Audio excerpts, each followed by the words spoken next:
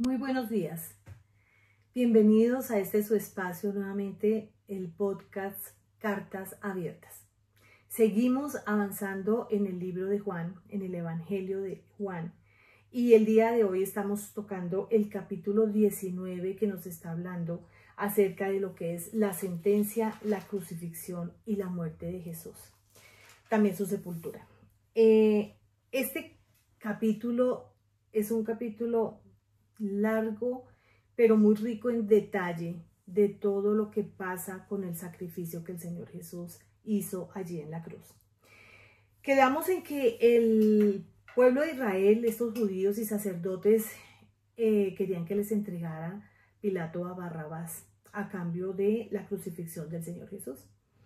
Entonces, cuando ya Pilato tiene a Jesús, Pilato ordena que lo azoten. Mientras eso estaba pasando, había un grupo de estos hombres con su corazón entenebrecido que comenzaron a hacer una corona de espinas. Resulta que lo envía Pilatos para que lo crucifiquen y esta gente que ya tenía esa corona de espinas se la colocan en la cabeza y le han colocado un manto color púrpura, dice la palabra. Comenzaban a gritarle: ¡viva el rey de los judíos! Y ellos allí en su maldad decían: un rey tiene corona, y lo que hicieron fue una corona de espinas que es un símbolo de sacrificio y de humildad. Un símbolo también de derrota, porque ellos estaban convencidos de que ese hombre había sido derrotado.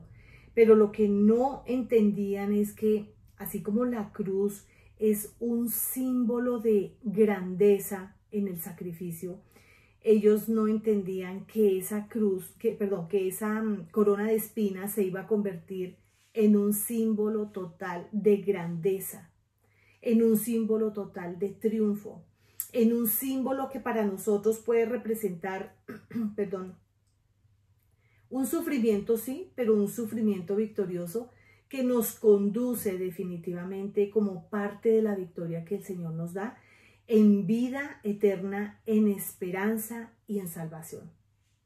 ¿Cuán equivocados estaríamos nosotros cuando nuestros ojos, cuando nuestros sentidos espirituales, cuando nuestro corazón está en el pecado?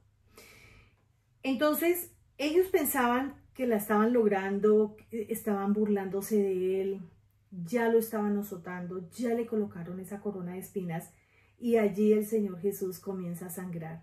Allí comienza a brotar las primeras gotas de sangre en este sacrificio que ya había dado pues su inicio.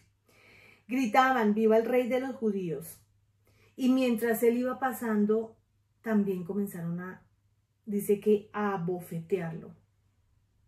Allí comenzó, en mis palabras, cuando yo leo esto, yo digo: esto es tortura a una persona, a un inocente. Entonces Pilato sale, lo muestra y le dice al pueblo: aquí lo tienen. Lo muestra, pero él dice: aquí lo tienen, pero yo no le he encontrado absolutamente nada de culpabilidad en este hombre. Y él ya sale allí con su corona, con su manto, ya está siendo humillado, abofeteado. Y la gente comienza a gritar: crucifíquelo, crucifíquelo. Pero entonces Pilato sí tenía cierto temor y él decía: pero es que no encuentro nada culpable para poderlo hacer. Entonces, cuando dice que ve él que el pueblo sigue insistiendo, les dice como: pues crucifíquenlo ustedes. Ustedes están pidiendo que sea crucificado, háganlo ustedes.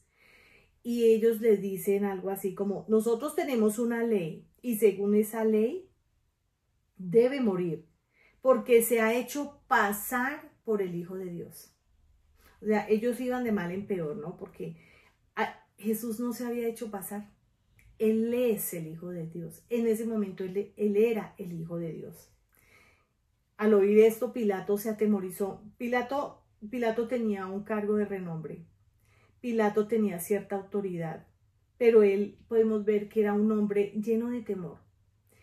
Lleno de temor porque tenía un pueblo revuelto, exigiendo algo que él consideraba pues no era justo, porque él decía no encuentro nada de culpabilidad en este hombre, pero su temor hacía que él dudara y que él mirara cómo podía solucionar la situación. De todas formas, Pilato se vuelve hacia Jesús y le hace una pregunta y le dice, ¿de dónde eres tú? ¿De dónde eres tú? O sea, él quería mirar la forma de poder como de pronto librarlo o de poder encontrar la culpa. Y resulta que ante esa pregunta el Señor se queda callado. Pero aquí nos damos cuenta de algo, de que mientras Pilato sentía mucho miedo de enfrentarse a un pueblo enardecido, él se sintió poderoso frente a un Jesús que estaba siendo humillado, golpeado. Y le dice, ¿te niegas a hablarme? Y le dice esta frase, según él, como tan poderosa, ¿no? Y le dice, ¿no te das cuenta que tengo el poder para ponerte en libertad o para mandar que te crucifiquen? Allí se sintió valiente, porque no estaba enfrentado a una multitud, sino estaba enfrentado solamente a un hombre que lo tenía bajo su sujeción. A lo que el Señor allí no se queda callado y le responde, no tendrías ningún poder sobre mí si no se te hubiera dado de lo alto, si no se te hubiese dado de arriba, le contestó Jesús. Por eso el que me puso en tus manos es culpable de un pecado aún más grande. Ese hombre fue Judas Iscariote. Entonces dice que desde ese momento Pilato procuraba, él miraba la posibilidad de ponerlo en libertad, pero realmente el pueblo estaba enardecido y ya se estaba dando el cumplimiento del sacrificio. Tenía que pasar por eso. Resulta que como Pilato insistía ante el pueblo de que lo consideraran, de que miraran, el pueblo comenzó a manipularlo, como diríamos, de manera psicológica, de manera emocional, porque el pueblo lo que le contesta es, si usted deja en libertad a este hombre, usted lo que está haciendo es que lo está colocando por encima del emperador romano, el que es nuestro rey. Y usted al hacer eso, usted se va a poner, o se va a volver mejor, enemigo del emperador. Entonces Pilato entra en el dilema en donde realmente él sí consideraba que Jesús no era culpable, pero que él tampoco iba a llegar a un extremo de poner en riesgo su propia vida, porque muy seguramente al colocarse por encima, al colocar a Jesús por encima del emperador como rey, pues su vida corría peligro y Pilato tampoco estaba dispuesto a llegar a poner en riesgo su propia vida.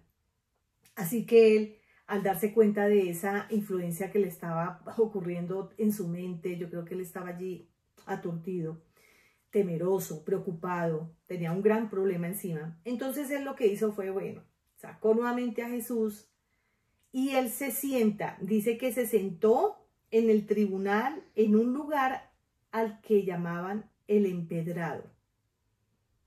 Cuando veo, me imagino, mi imaginación me lleva a esas películas romanas, en donde están esas grandes columnas, donde están esos grandes edificios, y él se sienta en esas sillas que eran de piedra, pero que representaban autoridad. Él se sienta allí y entonces le dicen, aquí tienen a su rey, dijo Pilatos, aquí tienen. Y entonces el pueblo comienza a decir nuevamente, crucifíquelo, fuera, crucifíquelo, enardecido. Y le dice el Señor, ¿acaso voy a crucificar a su rey? Y el pueblo contesta, no tenemos más rey que el emperador romano. Imagínense eso. Ellos siendo conocedores de la palabra, esperando al Salvador, porque ellos sí estaban esperando a quien los redimiera, a quien los salvara. Estaban diciendo que no había más rey que el emperador romano. Estaban colocando una autoridad, según ellos, superior a la de Jesús sobre sus vidas. Entonces ya Pilato, dando esto, la verdad es que los entregó y los soldados se los llevaron para que hiciera el recorrido en donde lo iban a crucificar. Ya cuando se da esto, la cruz ya la tienen armada y dice que Jesús salió cargando su propia cruz. y se fueron hacia un lugar que se llama La Calavera, que en arameo significaba Gólgota. Y dice que allí lo crucificaron en medio de dos personas. Él quedó en la mitad. En este evangelio realmente no nos describen en detalle la conversación que él tuvo con esas dos personas, que aunque fue muy corta, fue muy significativa, pero aquí no la vamos a tener en cuenta porque Juan no la narra. Sin embargo, sí fue crucificado en medio de dos. Y Pilato mismo mandó colocar el letrero que dice: Jesús de Nazaret, Rey de los Judíos. Este letrero fue escrito en 3 idiomas o lenguas: arameo, latín y griego. O sea que no había posibilidad de que alguna persona pasase por allí y no entendiera lo que estaba escrita en esa cruz. Entonces fue Pilato quien mandó colocar ese letrero en la cruz. Muchos se opusieron, muchos decían, pero es que él no es nuestro rey, protestaron, pero de todas formas Pilato allí sí en autoridad dijo, como se escribió, así va a quedar y no se va a quitar de la cruz. Bueno, dice que los soldados que crucificaron a Jesús tomaron el manto y ese manto lo partieron en 4 partes y se lo tomaron, uno dice que una parte para cada uno de ellos. Pero también tomaron la túnica y resulta que esa túnica, dice la palabra del Señor, que no tenía ningún tipo de costura porque la túnica fue tejida de arriba hacia abajo. Y yo considero que esa túnica era una túnica especial, porque a pesar de que no fuese reconocido como el Hijo de Dios, esa túnica era vestida por el Hijo de Dios. Entonces, esa túnica fue respetada y esa túnica no la dividieron. Esa túnica se quedó intacta y dice que todo esto se dio para que se cumpliera lo que la Escritura dice, que se repartieron entre ellos mi manto y sobre mi ropa echaron suertes. Junto a la cruz estaban personas muy significativas para la vida de Jesús. Dentro de esas personas estaba su mamá, dice que una hermana de su madre, María, la esposa de Cleofás, y María Magdalena. Y sucede algo bien importante y significativo para mirar la humanidad de Jesús. Él ve allí a su madre y él sabe, entiende plenamente el dolor de esta mamá que está viendo a su hijo, viendo cómo lo han humillado, cómo lo han torturado y sabiendo que ya el destino era la muerte. Entonces, él no negó nunca el dolor de su mamá y se identifica plenamente con nuestro dolor, con ese sentimiento humano de consideración, de amor y de protección. Resulta que él ve allí a su mamita y ve también a su discípulo amado, a Juan, el que nos está llevando de la mano en este relato y conocimiento de este evangelio. Y dice que miró a su mamá y le dijo: ahí tienes a tu hijo. Y mira a Juan y le dice: ahí tienes a tu madre. ¿Qué significa esto? Esto significa que Jesús reconoce que hay una madre vulnerable, con dolor en su corazón por lo que está presenciando, porque sabe que va a la muerte y ella va a experimentar el duelo por una pérdida. Duelo que va a ser muy corto, pero muy doloroso, porque ella va a ver cómo su hijo se levanta en victoria y cómo, a sabiendas de que ella sabía que ese hijo era un hijo sobrenatural, concebido por el Espíritu Santo. Cuando ella vaya y vea la resurrección de su hijo, se va a dar cuenta a plenitud que era el Hijo de Dios, su Salvador también, su Salvador personal. Porque María, siendo la mamá de Jesús, tenía que reconocer que él era su propio Salvador. Era su hijo, su propio Salvador. Bueno, entonces, lo que describe esta porción de la Biblia es que Jesús se da cuenta de la situación de María, porque María ya era viuda, porque estaba experimentando, como ya lo dije, todo lo que estaba viviendo en el dolor de su corazón, pero que también necesitaba que una persona la acogiera, la cuidara en ese desamparo, que esa persona la rodeara y la apoyara, la consolara muy seguramente. Yo creo que de los hijos que María tuvo, que esto puede resultar escandaloso para algunas personas, pero que la palabra no lo dice. De los hijos que María tuvo, el más especial era su Jesús, por ser Jesús. Entonces, podría haber tenido muchos hijos, pero el que mayormente la cuidó fue él. Y que Juan, conociendo por la cercanía el corazón de Jesús, podía lograr entender lo que significaba para Jesús su mamá y la iba a cuidar con mucho esmero. Esta es una parte muy bella de la palabra donde nos muestra esa humanidad de Jesús, amorosa, tierna, comprensiva, protectora. Bueno, después de que él dice estas palabras, de la boca de Jesús sale la expresión tengo sed. Y es allí cuando este grupo de soldados, en el burlesco, en su maldad, dice que empaparon una esponja en el vinagre y la pusieron en una vara y la extienden y se la ponen en la boca. Tremendo, porque ¿quién podría a una persona que está moribunda, porque Jesús ya estaba moribundo, alcanzarle para satisfacer una necesidad, alcanzarle vinagre para saciar la sed que él tenía? Es algo muy oscuro de maldad. Pues obviamente el Señor no iba a poder tomar el vinagre. ¿Quién puede tomar vinagre? Nadie. ¿Quién se puede tomar una copita de vinagre? Nadie. Es imbebible. Aún rebajado con agua es muy fuerte. Pero sucede esto y él lo que dijo fue, todo se ha cumplido.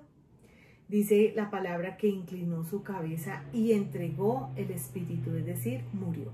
Bueno, pasa esto. Era día sábado, recordemos que era sábado.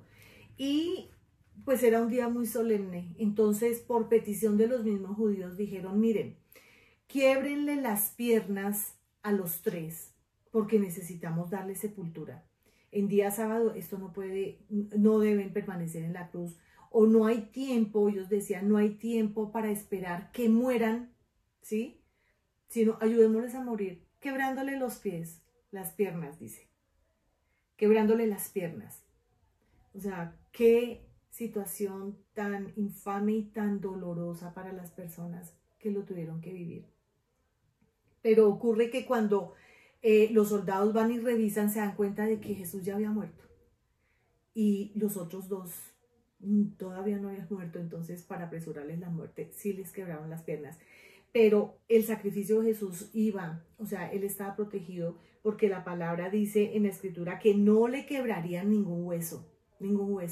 Entonces le quebraron las piernas a los otros, el Señor Jesús ya había muerto, pero aún en esa maldad, pero también por cumplimiento de la palabra, le traspasaron. Con una lanza su costado fue traspasado.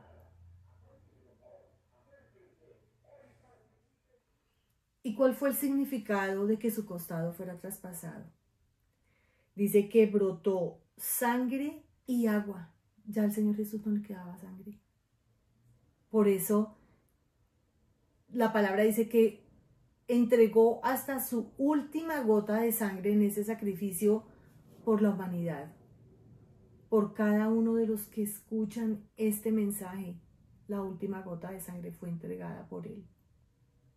Por mi vida, por todos los que aceptamos a Jesús como el Hijo de Dios. Dice que brotó sangre y agua, ya no le quedaba sangre. Acordémonos que cuando le pusieron la corona de espinas fue tan doloroso que le han herido de tal forma que él ya sangraba. su rostro se cubrió de sangre con esa corona de espinas que le fue colocada en su cabeza. Y durante todo el sacrificio él perdió mucha sangre, él se desangró en ese sacrificio. Entonces, Juan, que es el que escribe, dice, esto es para testimonio de lo que pasó en ese sacrificio, para que todos podamos creer lo que ocurrió con Jesús. Después de esto, ya viene la sepultura del Señor, y el Señor, a pesar de la humillación que vivió, el Señor fue sepultado con dignidad y con honra. Aparece José de Arimateo, que fue a Pilato a pedirle que por favor le entregara el cuerpo. Y allí también en secreto fue entregado. En secreto porque ese discípulo también tenía miedo. Era una situación bien impactante. Él tenía miedo. Y Poncio Pilato le entrega el cuerpo, él lo retira y llega Nicodemo. ¿Se acuerdan de Nicodemo? Aquel también gran sacerdote que creyó en Jesús y que fue a preguntar por ese nuevo nacimiento que no entendía cómo era. Él apareció aquí y dice que llegó de noche.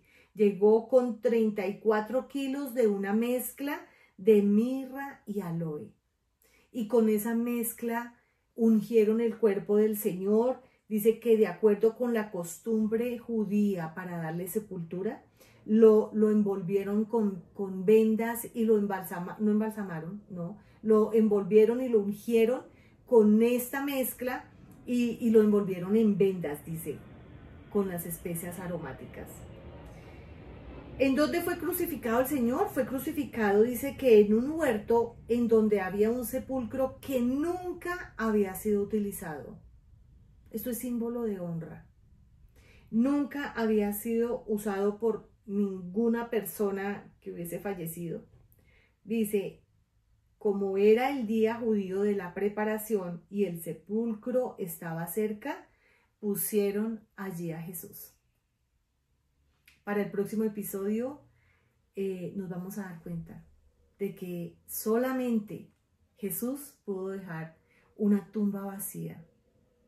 Así que anímense, suscríbanse, compartan, coloquen un like y comenten.